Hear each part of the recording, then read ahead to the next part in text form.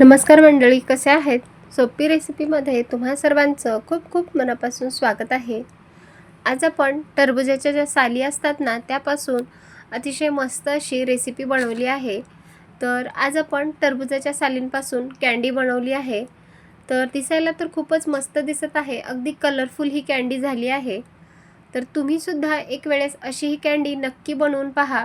आता बघा, उन्हाळा आला आहे आणि उन्हाळ्यामध्ये ना प्रत्येकाच्या घरी रोज तरी टरबूज खाल्लाच जातो. तर तो टरबूज खाल्ल्याच्या नंतर जे आपण साली फेकून देतो ना, तर त्या साली फेकून देण्यापेक्षा तुम्हीसुद्धा एक वेळेस अशी ही सालींपासून कँडी नक्की बनवून पहा. रेसिपी एकदम साधी सोपी आहे.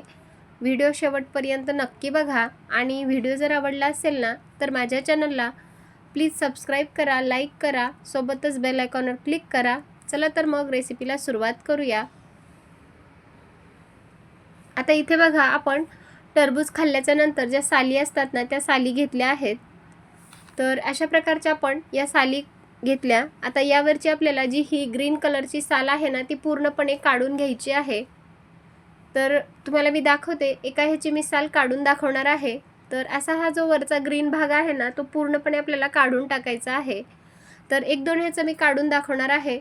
तर बाकीचे जे सर्व साली आहेत ना, त्याच्यासुद्धा आपण अशाच प्रकारे ही साल वरची काढून घेऊयात आणि अगदी पातळ स्लाईडमध्ये कट करून घेणार आहोत. तर सर्व साली काढून झाली की लगेचच आपण एकदम पातळ स्लाईडमध्ये कट करून घेऊयात. इथे बघा, जी टरबूजाची साल होती ना, आपण अशी पातळ स्लाईडमध्ये कट करून घेतल्या आहे. तर इथे माझ्याकडे साधारण 1 वाटी ते 1.5 वाटी ही साल जी झाली आहे. तर अशा पातळ स्लाईडमध्ये आपण ही साल कट करून घेतली. आता लगेच आपण इथे पुढची तयारी करणार आहोत. तर तुम्ही कधी अशी टरबूजाच्या सालींची कँडी खाल्ली आहे का? खाल्ली नसेल तर एक वेळेस नक्की करून पहा. आता इथे ही साल आपल्याला एक 50 ते 60% शिजवून घ्यायची आहे. त्यासाठी मी गॅसवरती कढईमध्ये पाणी उकळण्यासाठी ठेवलं होतं. तर साधारण इथे मी 1 ग्लास पाणी उकळण्यासाठी ठेवलं आहे. तर पाण्याला चांगली खळखळून उकळी आली की त्यामध्ये आपण जी ही साल कट करून घेतली आहे ना, ती टाकून घेऊयात. आणि आता ही जी साल आहे ना, ती एक 50 ते 60% आपण शिजवून घेऊयात. कारण अजून आपल्याला परतसुद्धा ही साल शिजवायची आहे. तर साल आपण थोडंसं यावर झाकून ठेवूयात आणि झाकल्याच्या नंतरसुद्धा आपण मध्ये मध्ये सारखं त्याला हलवत राहूयात.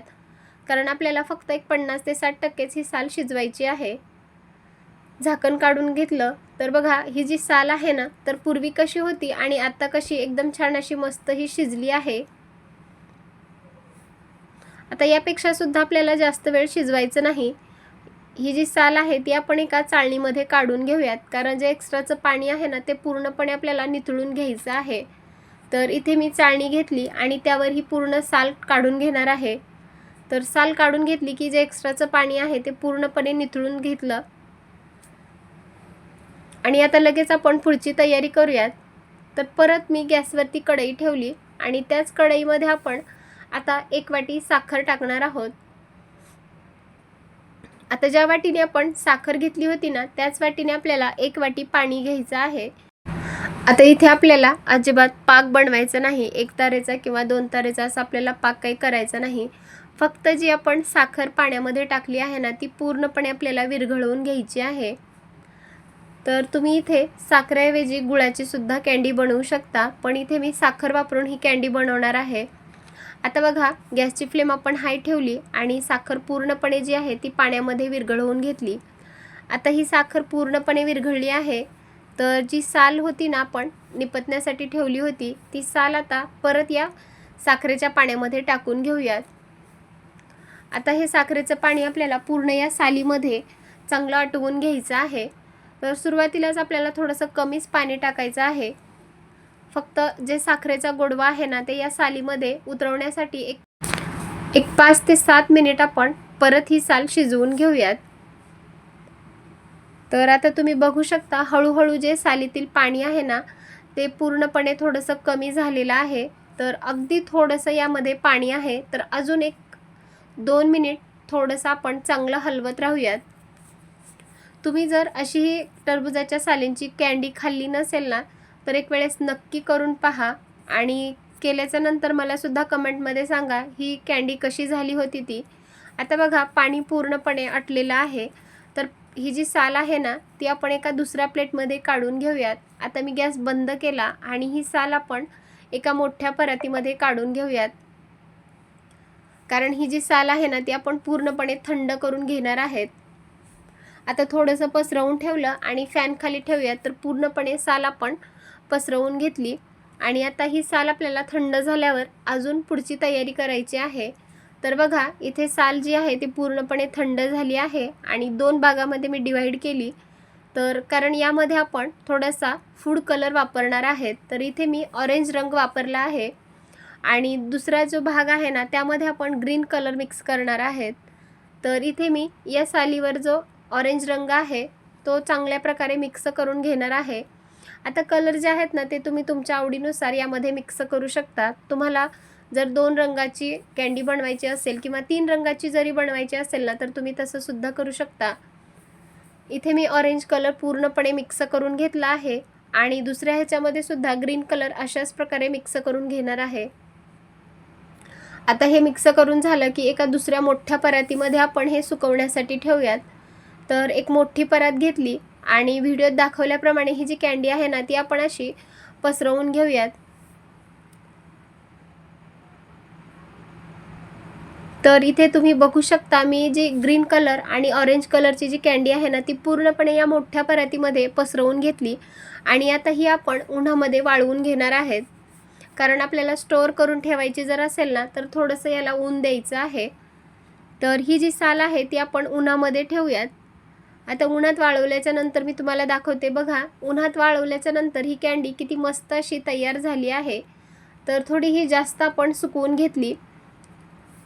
आता बघा ही साल तुम्ही बघू शकता किती मस्त असा याला रंग तर आलेलाच आहे आणि दिसायला तर खूपच मस्त दिसत आहे. खायला सुद्धा इतकी मस्त झाली आहे ना. अगदी आपण विकत कँडी आणतो ना अगदी सेम तशीच ही कँडी झाली आहे. तर एक कँडी मी तुम्हाला तोडून सुद्धा दाखवणार आहे. अगदी पटकन अशी मस्त तुटत आहे आणि खायला सुद्धा खूपच छान झाली आहे. तर इथे आपण ही जी कँडी आहे ना तर एखाद्या हवाबंद डब्यामध्ये 1 महिनाभरासाठी स्टोअर करून ठेवू शकतो. पण स्टोअर करण्यासाठी ही राहणारच नाही इतकी मस्त आपली ही कँडी झाली आहे. आता बघा जर अजून तुम्हाला जास्त दिवस टिकवायची असेल ना ही कँडी जास्त प्रमाणात बनवलेली असेल तर थोडंसं साखरेचं जे पावडर असतं त्यामध्ये कोट घोळवून घ्यायची आणि ही आरामात एक 15 ते 20 दिवस आरामात टिकते. तुम्हाला ही रेसिपी कशी वाटली मला नक्की कमेंट करून सांगा आणि ही जी कँडी आहे ना तुम्ही सुद्धा एक वेळेस नक्की बनवून पहा. चला तर मग पुन्हा भेटूयात अशाच एका खमंग रेसिपीसोबत. तोपर्यंत धन्यवाद.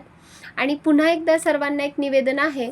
जर तुम्हाला माझ्या खरंच रेसिपी आवडत असतील ना तर माझ्या चॅनलला प्लीज सबस्क्राईब करा, लाईक करा आणि मला कमेंट करून सांगा माझ्या रेसिपी तुम्हाला कशा वाटतात त्या.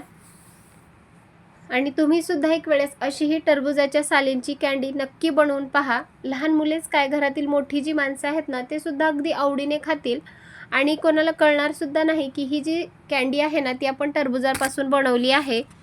चला तर मग पुन्हा भेटूयात अशाच एका खमंग रेसिपीसोबत. तोपर्यंत धन्यवाद. मस्त रहा, स्वस्त रहा आणि सगळ्यात महत्त्वाचं खात रहा.